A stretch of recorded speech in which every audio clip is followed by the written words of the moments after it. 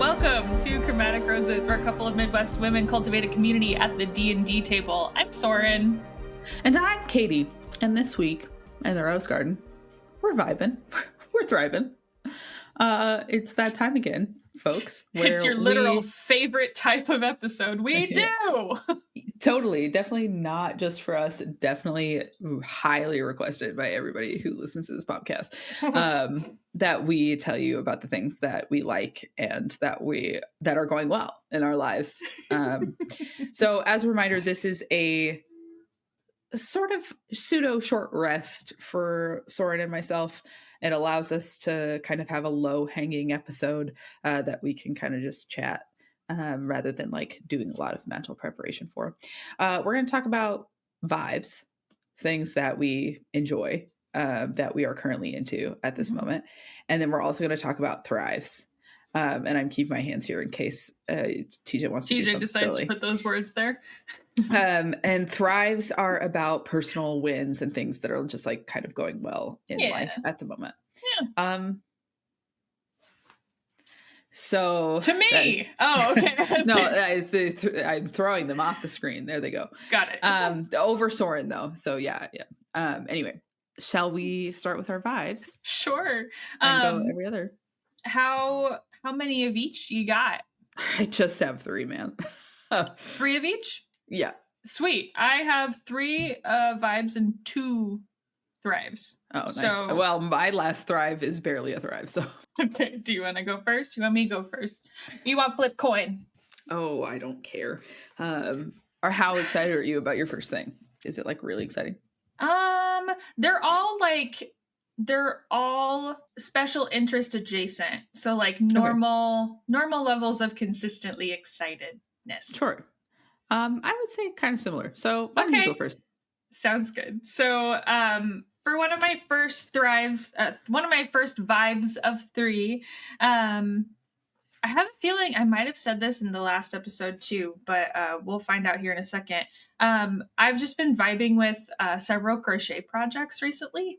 I'll probably flash it on the screen or ask TJ to flash it on the screen. I've been working on crocheting a plushie, and for anyone who crochets or makes plushies, it's called amigurumi, and I've been working on a plushie of my favorite Pokemon. So my favorite Pokemon is Tinkaton. She's this really cutie, like pink, teeny tiny character that has a giant hammer. Nice. So clearly I love her. But she's got giant pigtails and she's just all pink and she's adorable. So I've just been working on finishing her. And then I've been working on making a pair of crocheted like mesh sleeves for a trip that I'm going on soon. That'll probably come up a couple times in this episode. Twice in my thing. Twice. So. But Caitie and I and TJ and our friend Emily are going on a quick trip. And I wanted a cute top to wear during the trip at some point. So I've been working on some mesh sleeves. Maybe I'll throw some pictures of those here once they're done. But yeah, so I've just been really enjoying working on various crochet projects. It can be amidst all of the busy stuff that's going on as well. It can be just like a nice kind of meditative hobby. That's great. Yeah. Well, your turn. Funnily enough, my first thing is trip itineraries. So we're gonna be out with it so we don't keep talking about our trip coyly. 2 paths diverged in the wood. I'm pretty sure that we've talked about it before, so this is not new information. But in case this is somehow the first episode you're listening to, we're going to Chicago next week to go see Critical Role live, and then also a day of C2E2, but mostly the point of the trip was planned around seeing Critical Role live. So in that process, so this trip, I kind of mentioned this to Soren, I think it was last night. This trip has kind of snuck up on me in that we bought tickets in November and we kind of started talking about it November, December, about like things we wanted to do or things we wanted to wear or how we wanted to go about it and all of this. And then we kind of stopped talking about it. I mean, every once in a while, you guys were like, hey, should we buy passes to C2E2? And then like Emily was like, hey, should I make snackle boxes for our road trip? But like, we didn't like say like, okay, trip happens in 2 weeks. What's the this, then that, the that of the logistics. So it was Monday. I was baking banana bread and was hanging out with TJ on Discord. And after I got the bread in the oven, and I was like, should we maybe like start a document or something about our trip that's literally next week? And he was like, yeah, okay. So we like started talking about like the drive time and how long we were going to drive for and the shifts and all that kind of stuff.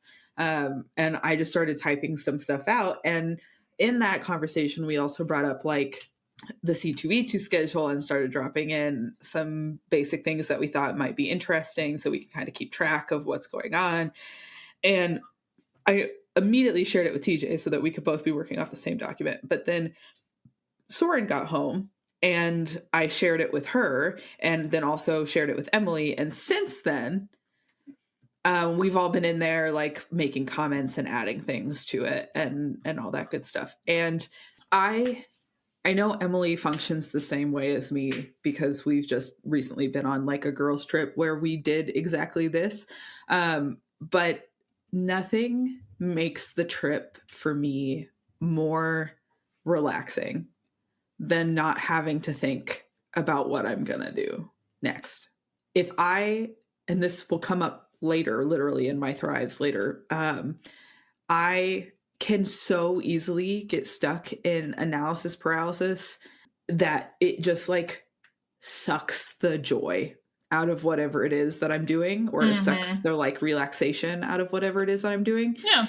And I think for me, especially with group trips like this, I think it's really easy for a group such as ours that is generally compassionate toward each other and willing to do whatever anybody else wants to do for the sake of what they want, like all this. It removes so much friction to have already said, this is what we're doing. Yeah.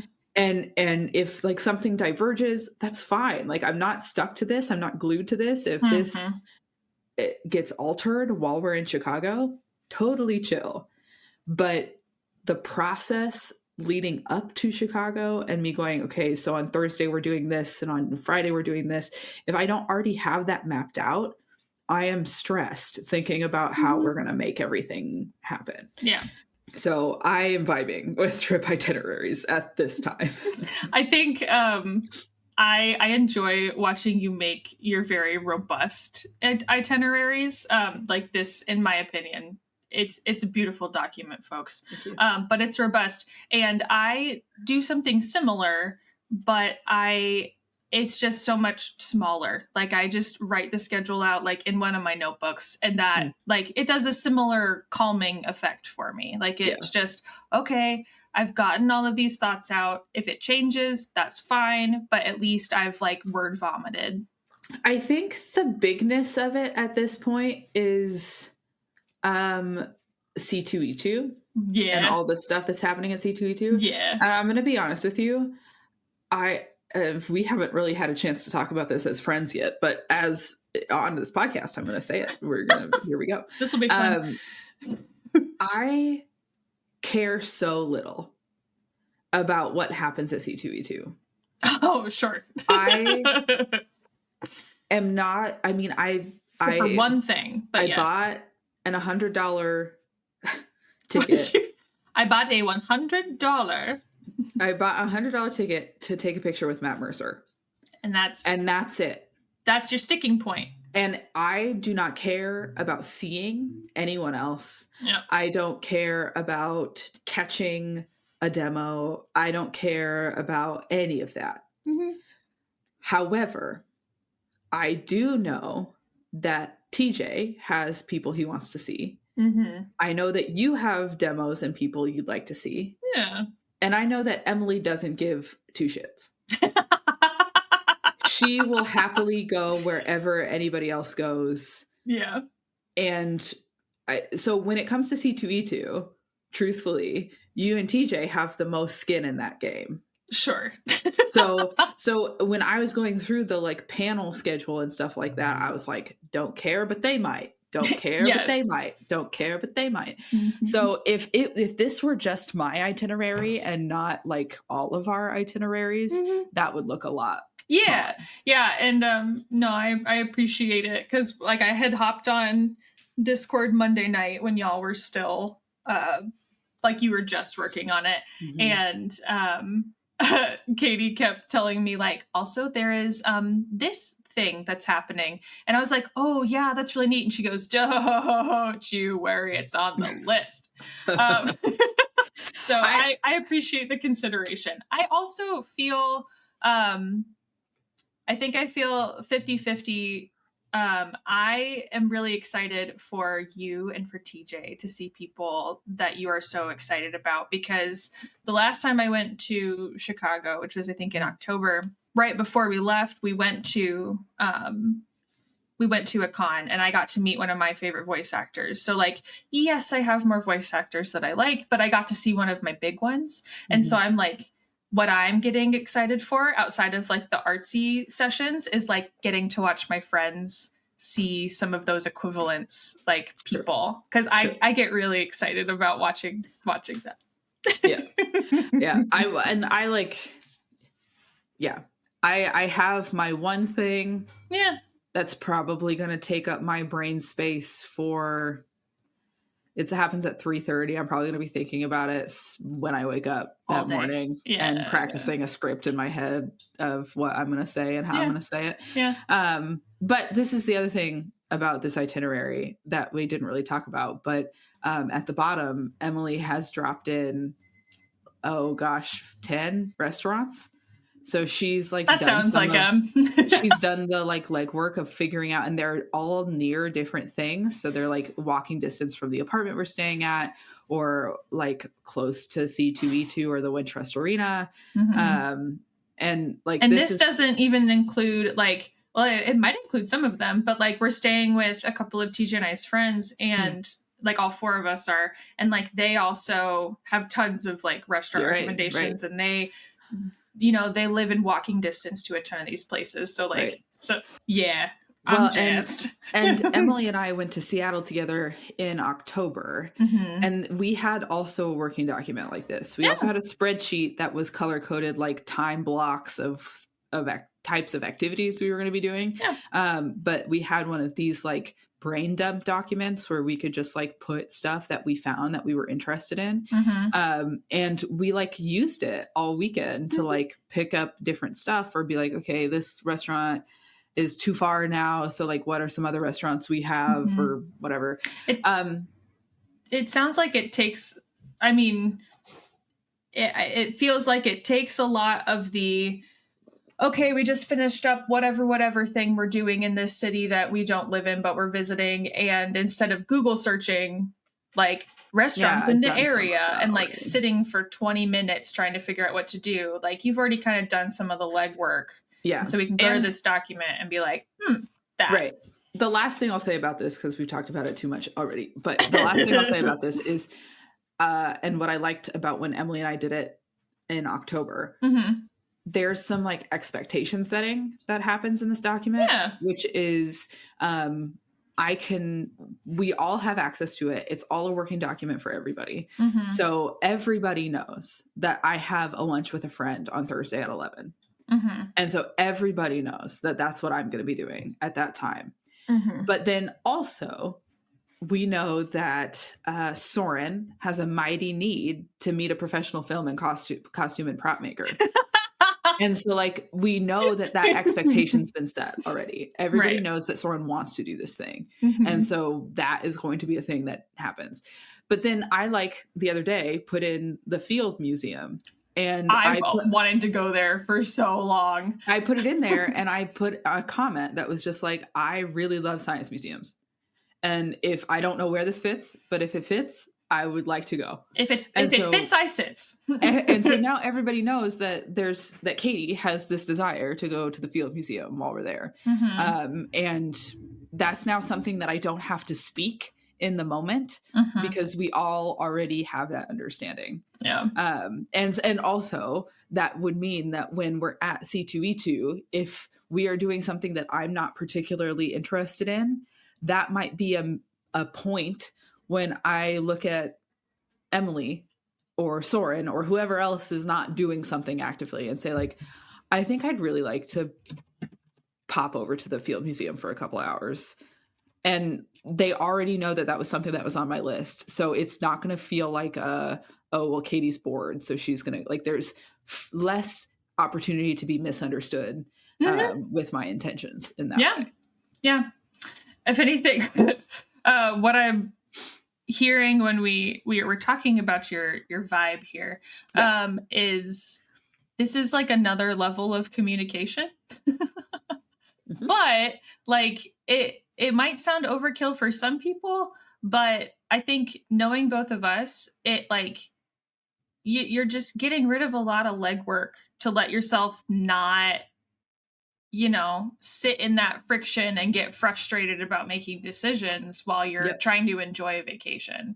And knowing that we're going to be different levels of overwhelmed or hungry or it's like all these things that get in the way, the stereotypical things that get in the way on a vacation of some sort. Yeah. We can refer back to this as a source of truth or as a reminder of what's coming up. And so, anyway, that's enough of that. It's a hefty vibe. Anyway, what's your next one? Mine is video game related.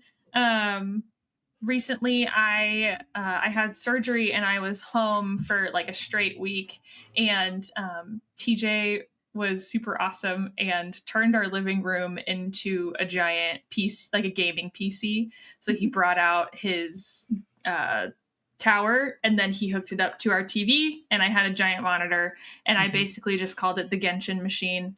I have been very behind in the storyline for Genshin Impact. I welcome all the comments on this video that say you're a loser for playing that, or I love that game so much, because I feel like you're either one or the other when it comes to Genshin. But yeah, so I've just played through a ton of the storyline. There's been a new area that came out in the early fall, and so I got to work through a ton of that, and it was great. And some of it was awesome because TJ's already played through it. So like he would hang out with me on the couch, and then we could like discuss things about the storyline, could discuss some things about the writing. And we could also like pull in there are a couple of like lore channels that really get into the weeds of the writing in Genshin. And so like we could play some of their videos while I'm in the middle of like a not as important like quest, and it was just really fun. I haven't been able to play Genshin in that like concentrated of a sitting in a while, so yeah, I was just really vibing with it, and I got to be cozy on the couch while I healed up from surgery, so that was just kind of nice. That's great. Yeah. I sometimes don't like to play video games on my computer because I would prefer to play it on a big screen, so the idea that he like was able to set that up so it was a big screen feels great. It was so great. That's awesome. My next one is short, I think. I love that. I bought this book for our trip coming up. It's called Myrtle, Volume 1. 100 elementary to impossible mysteries to solve using logic, skill, and the power of deduction. That's cool. And I used to do logic puzzles all the time. You know, the ones that have these like grids that you can then, deduce things from. Like Clue, but pages and pages of clue deduction. Yeah. And so the way that these are set up is it's like a mystery. So you've got 3 suspects, you've got 3 locations, you've got 3 weapons, and then you have a handful of clues. And then the graph to like separate things out. And by the end, you have 3 answers: who, what, and where. So I started working on some of them last night, and it's just like I'm only on the easy versions. There's like moderate, and then there's like a hard section. So I will be corrected at some point, I'm sure. But right now it's easy and low effort. but like mentally engaging. Yeah. And I bought this for the trip because we're going to be in the car for like 8 hours, Mhm. which I was thinking about this the other day. I don't know how much I'm going to be able to do that because usually reading in the car like that makes me icky sicky. But we'll see. We'll figure it out.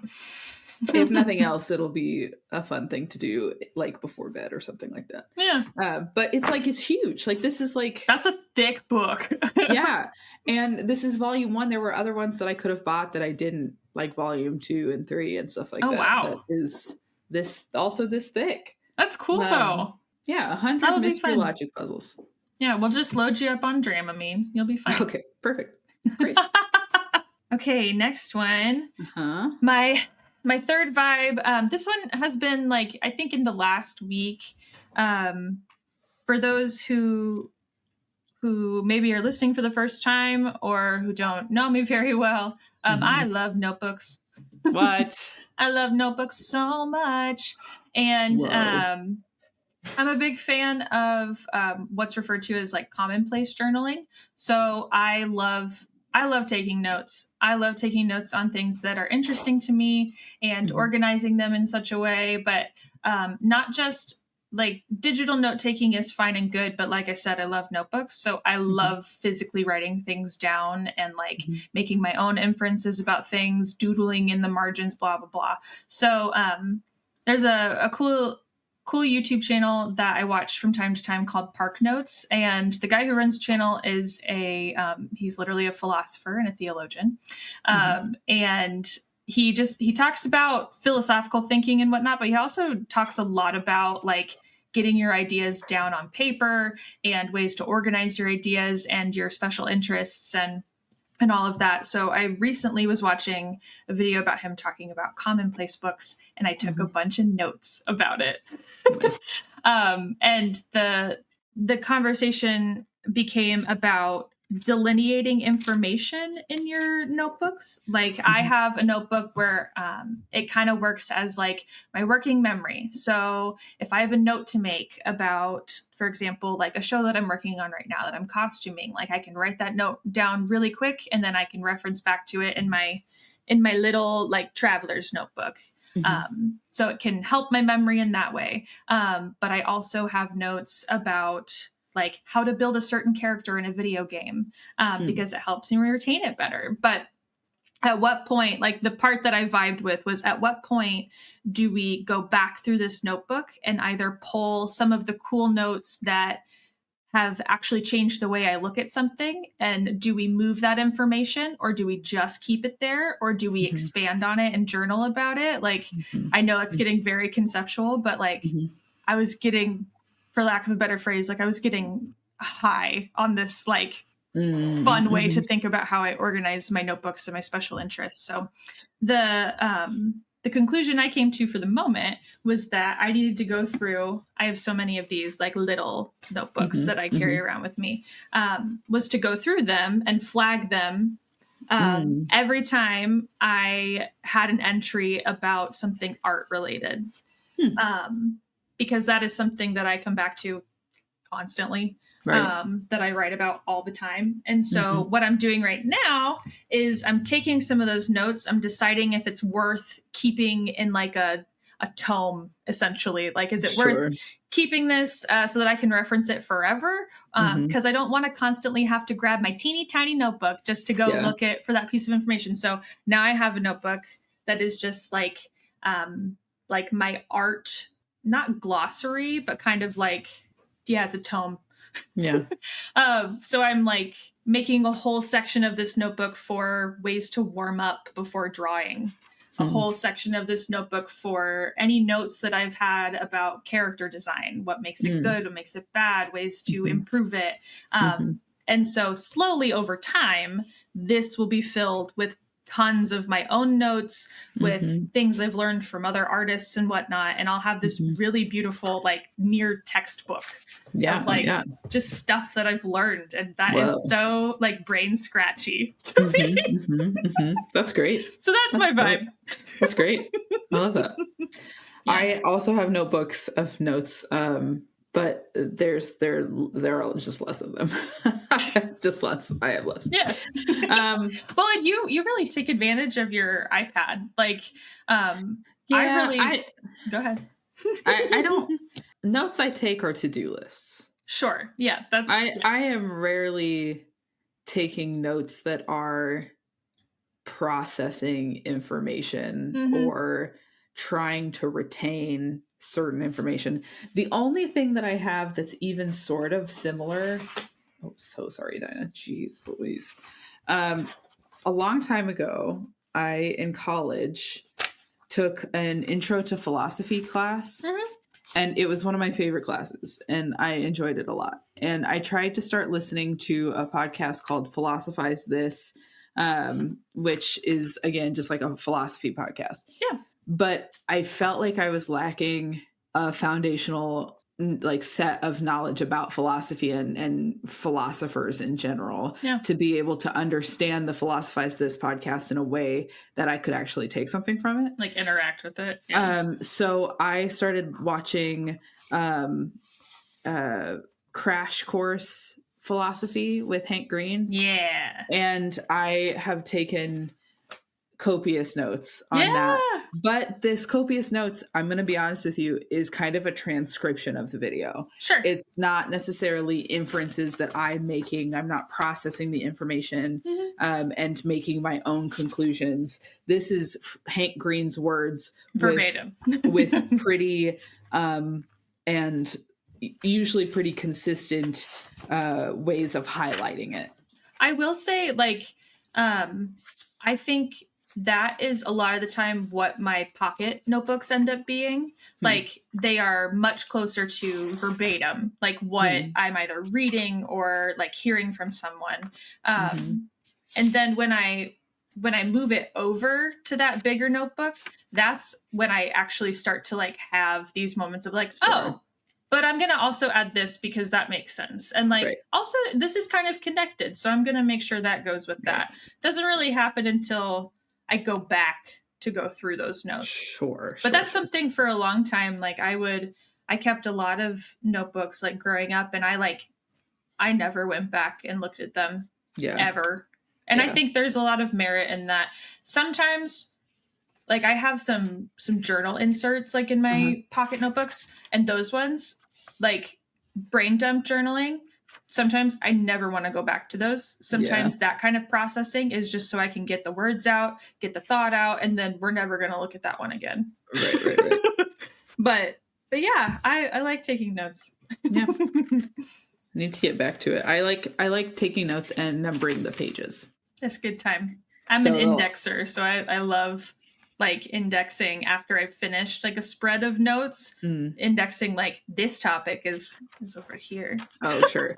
Yeah. I last one I was, and I don't think it's fully done. Well, maybe it is. I don't know. I was watching the determinism versus free will video on Crash Course. And the last thing I wrote was, if we feel so free, we should seriously consider the possibility that we are. And it was page 76. So I've taken 76 pages.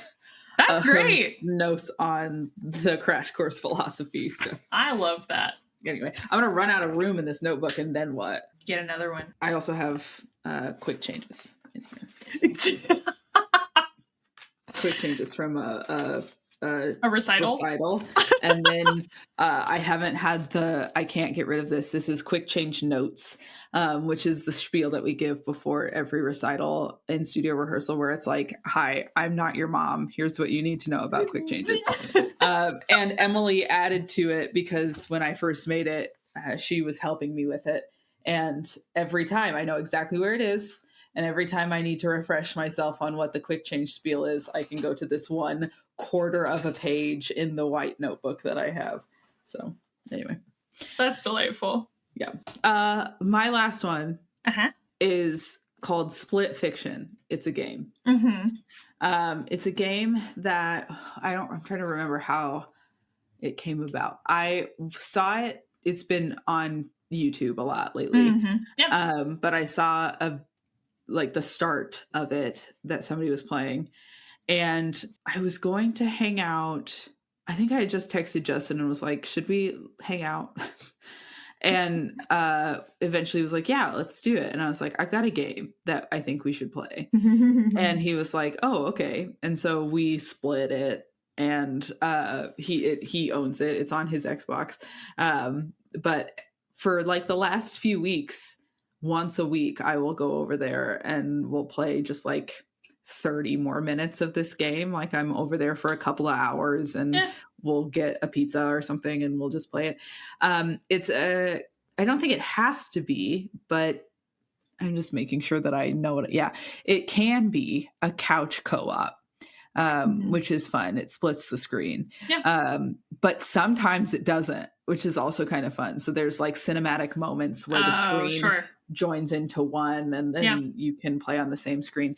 It's also an online co-op, but Is this the same developer of It Takes Two? yes, it's by Hazelight Studios, Yeah. which is the same developer as It Takes Two. That one's This very game fun. is, I'm trying to see, you're playing two authors, and one writes sci-fi and the other one writes fantasy, and they become trapped in their own stories, and they have to work together to go through it. And we laugh sometimes. The writing sometimes is a little bit on the nose, and campy, but it's really fun. And like I can imagine it being fun with just about anyone, but Justin and I are a unique amount of like sarcastic and poking at each other, and also just like bad at playing this game.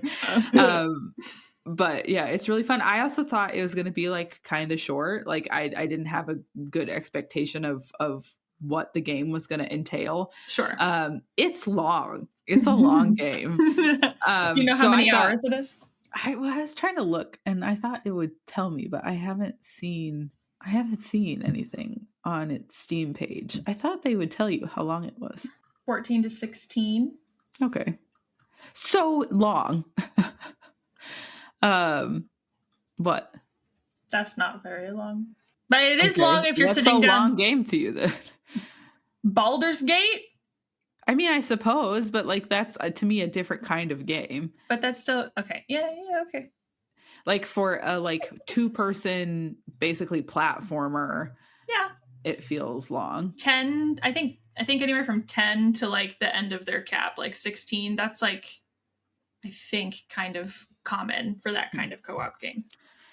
Well, to me it felt long. I thought we were going to play like a couple times and be done. And every time it's like we're clearly nowhere near the end.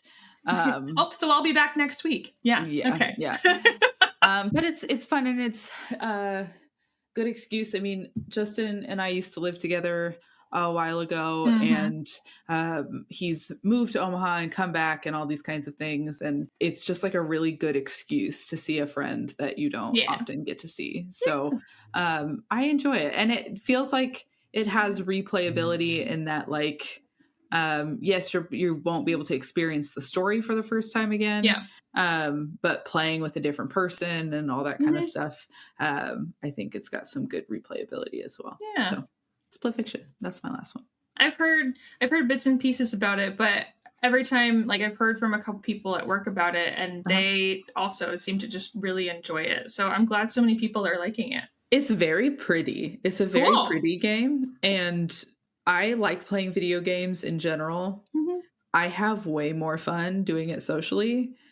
And so anytime I have a reason to actually play it with somebody else, feels way better than playing a game alone. Sure. So I was literally just thinking, what's your favorite? Shoot, I was like, please see the insert about Katie's favorite Mario Party Jamboree game. Oh, what's the event that's your favorite? Oh, pinball. Yeah. Please see insert about Katie playing pinball with her friends. Yeah, I guess. Yeah. I just anytime, truly, that is true of any time I get to take a thing that I do and do it with somebody else at this point. But I even said this about Baldur's Gate. Like Baldur's Gate was way less enjoyable by alone. yourself. Yeah. Is way more fun with somebody else.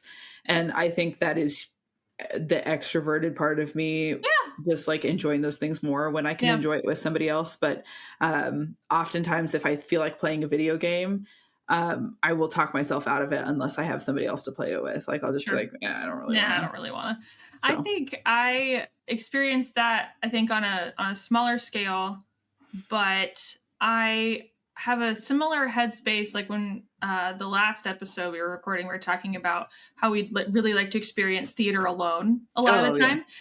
There are some games where I just want to do it alone, and I just want to experience it. And it might come from more of the like art and music side, like being able to just be washed over with a lot of that alone. But anytime I have gotten online and played like with you and TJ, or like even in Genshin, like I'll hop in co-op with like Amanda, and I'm like, oh, I forgot that this can be just so fun. Like just having another person around. Yeah. That's totally great. That's a great vibe. Yeah. Okay, so let's roll with it. Funny enough, it's would you rather in real life, which feels apropos. That's an 18. How about that one? Yes.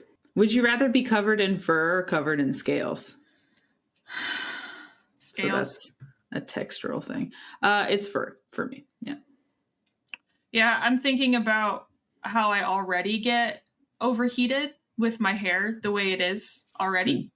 And thinking about that potentially being all over me makes me want to jump off a cliff.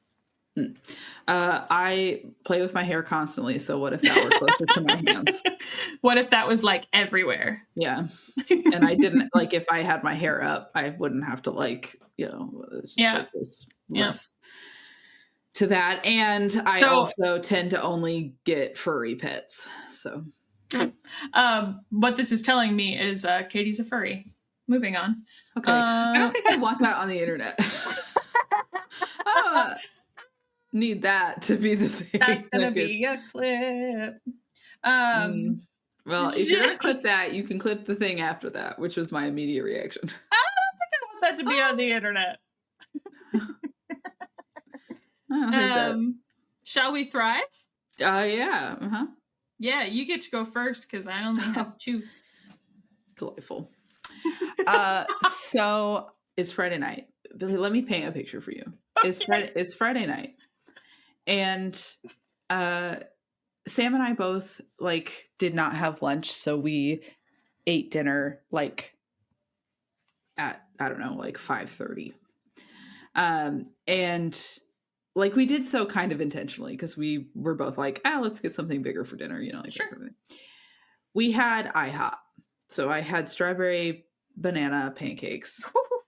And we watched a couple of episodes of Are You Smarter Than a Celebrity, which is our current guilty pleasure reality Didn't know that TV was show. A show. Travis Kelce hosts it. It is terrible. It's so bad, but it's kind of funny. So we keep watching it. Yeah.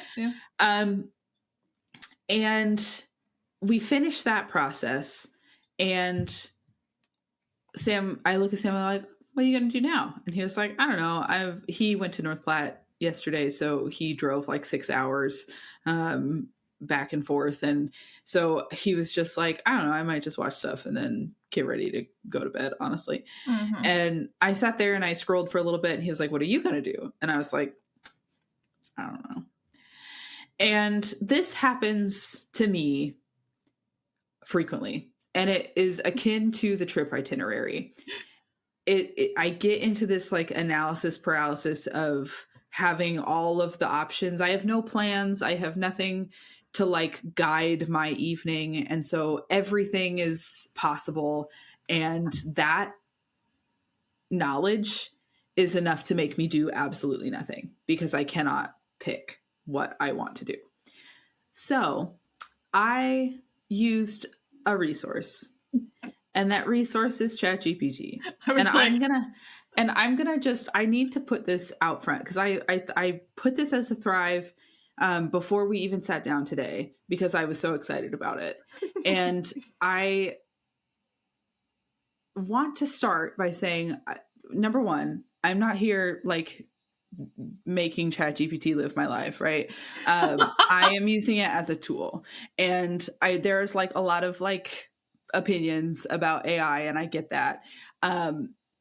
If it is making my life a little bit better and a little bit easier, that works for me. I don't use it all the time, but I use it every once in a while. And she doesn't use it to generate images. Also that. I'm not using our AI. It's just telling me words. And it's often a jumping off point, right? Like I'm not using it verbatim. Anyway, so that's my disclaimer, and now everyone can hop off my ass. So I put in to ChatGPT, I talked to it like a person. I said, "Hi, it's Friday night at 6:48 p.m. I am struggling to decide what to do with my night."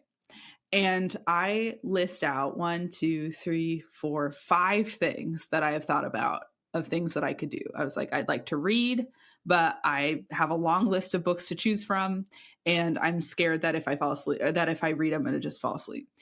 I want to idly watch Critical Role, but I have to do something with my hands if I'm watching Critical Role. Otherwise, again, I will just decide to fall asleep.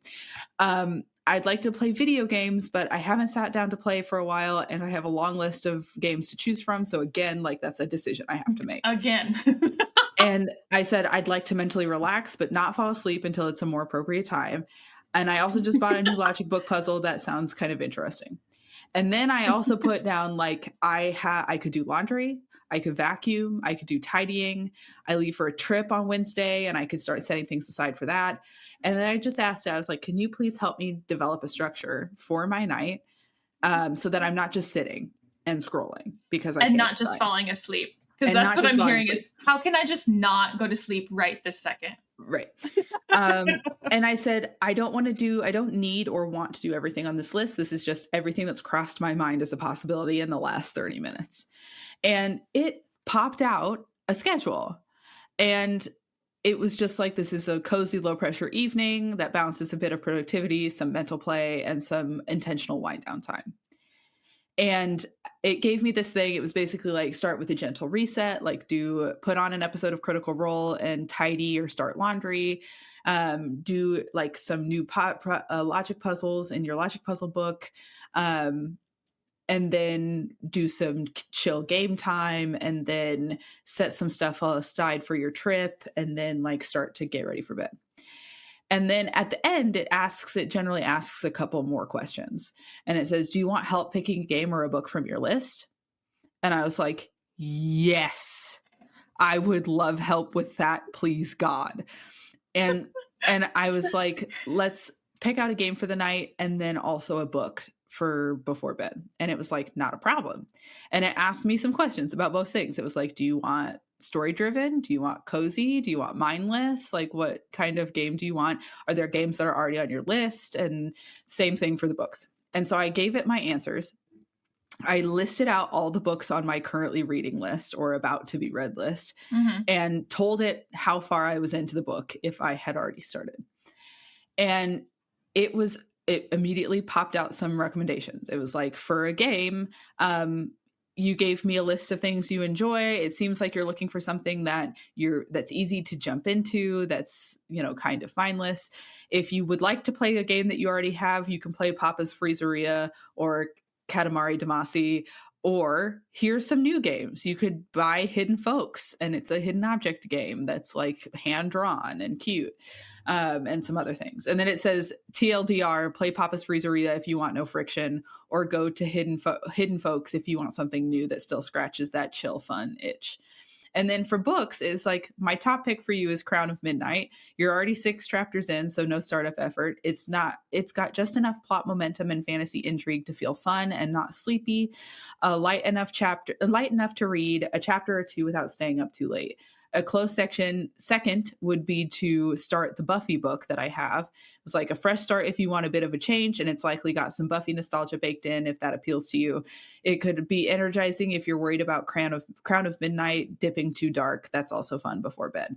And then it said, actively avoid Echo in the Bone because it's too heavy or long to be read at 10:30. And actively avoid the 2 nonfictions I've got, because they're amazing, but they're too mentally engaging for right before bed. Sure.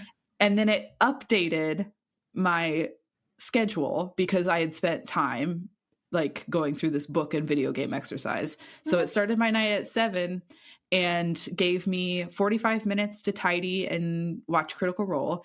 And then from 7:45 to 9:15, play a game with Critical Role on in the background. 9:15 to 9:45, do puzzles in my new puzzle book.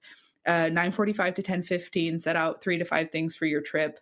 And then 10:15 to sleep, read a chapter or two of Crown of Midnight. And now I like didn't stick to that verbatim. Like I enjoyed my logic puzzle, so I stayed and did that until like 9:50 or something like that. But the minute that I got done with that, it was so easy for me to just get up and start doing laundry.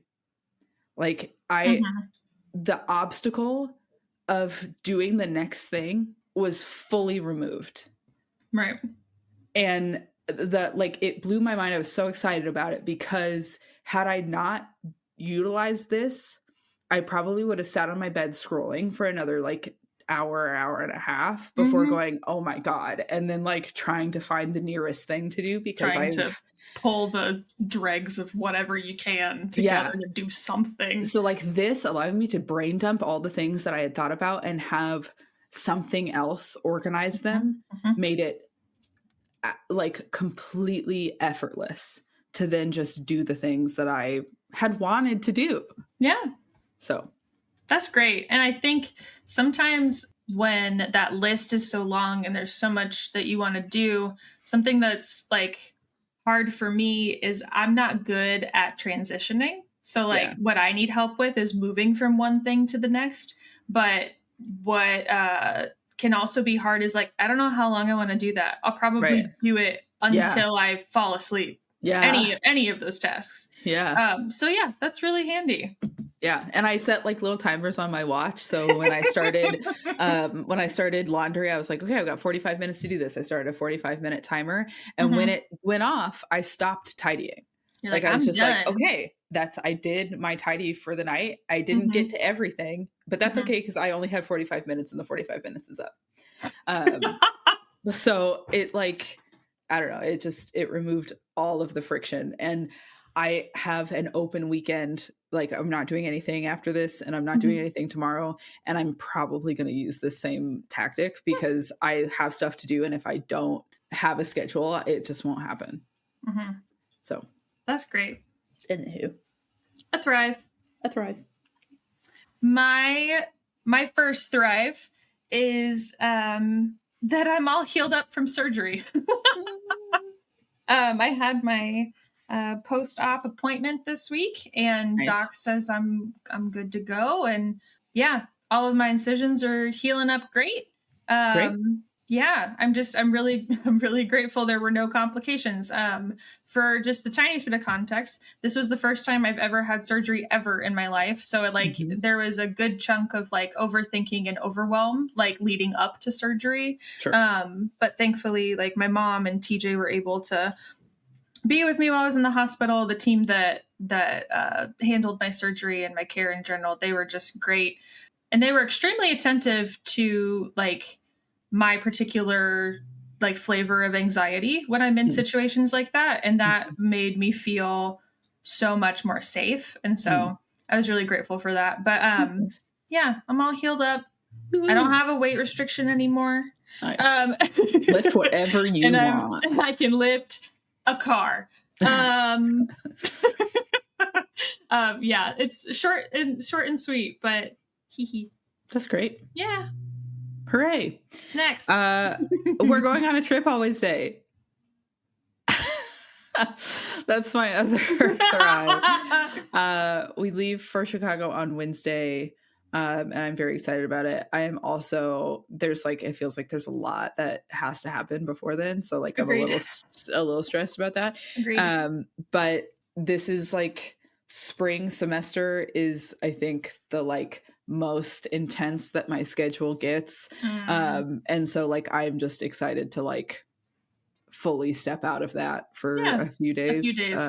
and do something else. And I'm excited to see Critical Role live for the first time and see what that's Yeah. like. Yeah, same here. And have my little vax bounding that I've got going on, and I'm excited about that. And I have not put that outfit together. It's lived up here.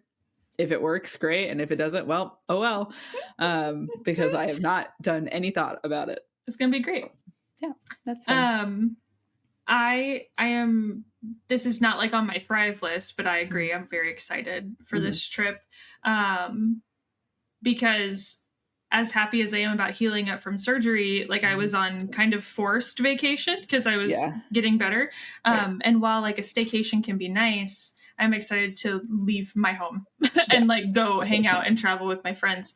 I think this will be, we've done one longer road trip together. Yeah, just the Lake of the Ozarks, right? Yeah. Yeah. This drive time is longer than that.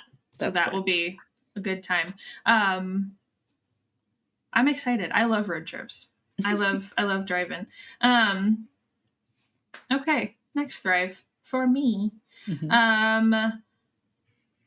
While I was healing up and then this week kind of coming out of that, TJ and I have been like taking some pockets of time to do some decluttering in our apartment.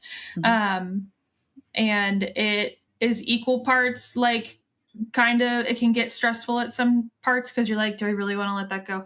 But it's equal parts like freeing and like it brings a lot of peace once it's out of the way and done.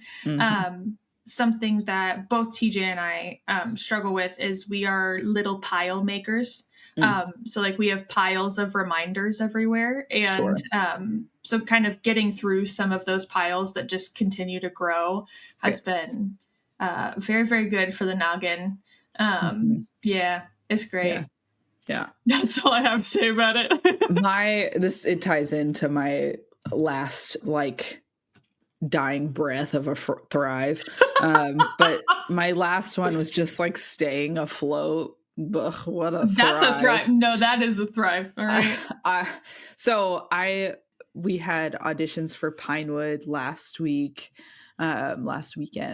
and it just like took the whole weekend. So we didn't really get much of a break there. And it's recital season for the studio, and we're nearing up on finals for Wesleyan, and Pinewood's ramping up, and it's just like this uphill. Yeah, like steep incline of the spring. And so like the house is a disaster. And that was so like I told Sam, I was like, one of the things I need to do this weekend is laundry, so I make sure that I have clothes for our trip. But in doing that and thinking about that, like our kitchen table back there was just stacked with stuff that we had dropped over the last week and a half and the weekend and everything. So I like picked that up last night, and I desperately need to vacuum the living room. And that's all while having, dances to choreograph and still stuff like for work. And it's an always thing, which this is hilarious because in this moment of saying all of that, I noticed we had another email. Both headshots that you need for Pinewood are now sweet. In the folder. Yay! So, constantly multitasking. Anyway, so that is, that's my last. That's her dying breath of a Thrive. Dying breath of a Thrive, which is we're out here trucking along, trying to keep afloat and taking solace in a road trip to Chicago. Yarp. That's it for us this week. Thanks for spending some time with us today. Thanks to Noah Trumbull for the use of our theme song. There's a link to his Instagram in the episode description, so give him a follow and see what he is up to. If you're enjoying the show, there are a few things we'd love if you do. First, leave us a review because reviews help other listeners find us. Second, please follow us wherever you get your podcasts, whether that's on YouTube or on Spotify. And that way you can just get to our new episodes easier and we can cultivate the garden a little more. Lastly, be sure to follow us on places like Instagram and Facebook just to see what we're up to. We try to post things regularly there. That's an area that Soren's trying to get better at. And when you follow us there, you can just be the first to know when new things are up and ready for your purview. Yeah. We also want to hear from you. What are you vibing and thriving with currently? Because we all need a short rest from time to time. Hey, we all need a short rest. So sit down. Did something come up in today's conversation that makes you think, or did you have an idea of a topic you'd like to hear us talk about? Or do you just want to like tell us who you are and why you listen? That'd be cool too. You can send us an email at chromaroses@gmail.com and we will respond as quickly as we can. That's CHROMAROSES@gmail.com. It's all lowercase and we cannot wait to hear from you. This has been Chromatic Roses. I'm Soren. And I'm Caitie. Fight evil, love others. Okay, love you. Bye.